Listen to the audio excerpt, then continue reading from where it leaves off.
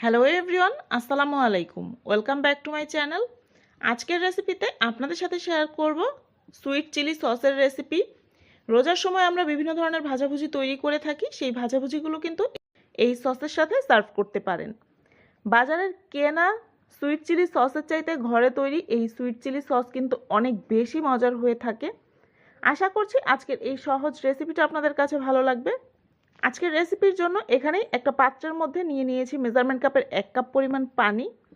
এখন এর মধ্যে দিয়ে দিচ্ছি 1 টেবিল চামচ পরিমাণ চিলি ফ্লেক্স। সেই সাথে দিয়ে দিয়েছি 1/3 কাপ পরিমাণ চিনি। মরিচটাকে কিন্তু আমি ভেজে নেইনি, এমনিতেই শুকনা মরিচটাকে জাস্ট আধা ভাঙা করে ব্লেন্ড করে নিয়েছি। দিয়ে দিয়েছি কিছুটা লবণ, তবে লবণটা কিন্তু পরে চেক করে নিজেদের স্বাদ মতো অ্যাডজাস্ট করে নেওয়া যাবে। 1 চিমটি পরিমাণ ব্যবহার করেছি টেস্টিং সল্ট, হাতের কাছে না থাকলে বাদ দিতে পারেন। 1/3 কাপ পরিমাণ দিয়ে দিয়েছি ভিনেগার বা সাদা সিরকা। এখন এই সব কিছু মিশিয়ে নিচ্ছি। কালারটা যাতে সুন্দর হয় তাই এখানে সামান্য একটু অরেঞ্জ ফুড কালার আমি ব্যবহার করেছি। এটা একদমই অপশনাল, দিলে শুধু কালারটা একটু সুন্দর দেখাবে। এই পর্যায়ে দিয়ে দিবেন 1 টেবিল চামচ পরিমাণ রসুন কুচি। আমার দিতে খেয়াল ছিল না তাই আমি শেষে ব্যবহার করেছি।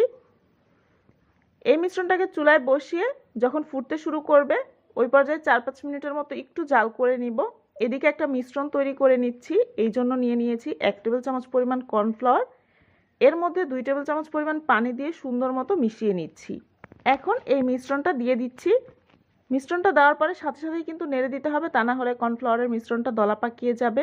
আমার যেহেতু প্রথমে রসুন কুচিটা দিতে মনে ছিল না তাই এই পর্যায়ে দিয়ে 2-3 মিনিটের মতো জাল করে নিয়েছি। আরও রসুন কুচিটা যদি প্রথমেই ব্যবহার করেন সেক্ষেত্রে কর্নফ্লাওয়ারটা দিয়ে 1-2 মিনিটের মতো একটু নেড়েচেড়ে জাল করে নামিয়ে নিলেই হয়ে যাবে। এখন এটাকে চুলা থেকে নামিয়ে ঠান্ডা করে নিচ্ছি। ঠান্ডা হওয়ার পরে এই সসটাকে যে কোনো একটা কাচের পাত্রে ভরে কিন্তু সংরক্ষণ করতে পারবেন প্রায় 3 মাসের মতো। তৈরি করা যতটা সহজ, এই সসটা খেতে কিন্তু অনেক বেশি মজার হয়ে থাকে। বাজারে কেনা সসের চাইতেও কিন্তু আমার কাছে ঘরে তৈরি এই সুইট চিলি সসটা অনেক বেশি ভালো লাগে। আশা করছি আজকের রেসিপিটা আপনাদের কাছে ভালো লেগেছে। যদি ভালো লেগে থাকে ভিডিওটিতে একটি লাইক দিয়ে ফ্রেন্ডস অ্যান্ড ফ্যামিলির সাথে আমার আজকের রেসিপিটা শেয়ার করবেন।